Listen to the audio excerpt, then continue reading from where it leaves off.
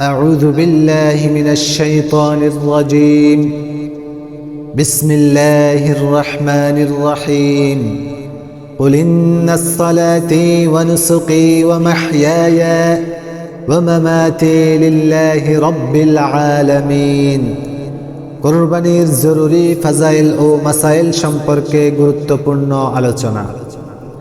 কুরবানির জন্তুর বয়সের হুকুম। কুরবানির ছাগল, ভেড়া, দুম্বা, নর অথবা মাদি যাই হোক, এগুলোর বয়স 1 বছর পূর্ণ হওয়া জরুরি। 6 মাস বয়সের দুম্বা বা ভেড়া দ্বারা কখন কুরবানি জায়েজ? কিন্তু যদি 6 মাসের দুম্বা ভেড়া এই রোগ মোটা তাজা হয় যে দেখতে 1 বছরের মতো লাগে, অর্থাৎ 1 বছরের দুম্বা ভেড়ার মধ্যে ছেড়ে দিলে কোনো পার্থক্য পরিলক্ষিত হয় না, তাহলে এই রূপ 6 মাসের দুম্বা ভেড়া দ্বারা কোরবানি করা জায়েজ, অন্যথা নয়।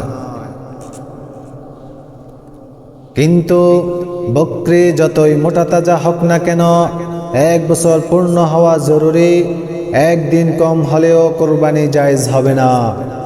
গাভী, বলদ, মহিষ, নর বা মাদি যাই হোক 2 বছর পূর্ণ হওয়া শর্ত, তার থেকে 1 দিন কম হলেও কোরবানি জায়েজ হবে না। ওটের বয়স 5 বছর পূর্ণ হওয়া জরুরি, তার 1 দিন কম হলেও কোরবানি জায়েজ হবে না। জন্তু বিক্রেতা যদি জন্তুর পূর্ণ বয়সের কথা বলে আর দেখতেও এটা সত্য বলে মনে হয়, তাহলে তার কথার উপর আস্থা পোষণ করা জায়েজ। কোরবানির জন্তুর বৈশিষ্ট্য।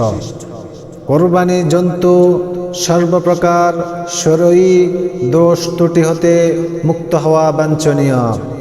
যে জন্তুর জন্মসূত্রে কান নেই তার কোরবানি নাজায়েজ। আর যদি কান থাকে কিন্তু সামান্য ছোট, তাহলে তার কোরবানি জায়েজ হবে। যে জন্তুর কান সোজাভাবে কাটা রয়েছে এবং সাধারণ নিয়ম অনুযায়ী ঝুলানো রয়েছে, তার দ্বারাও কোরবানি জায়েজ।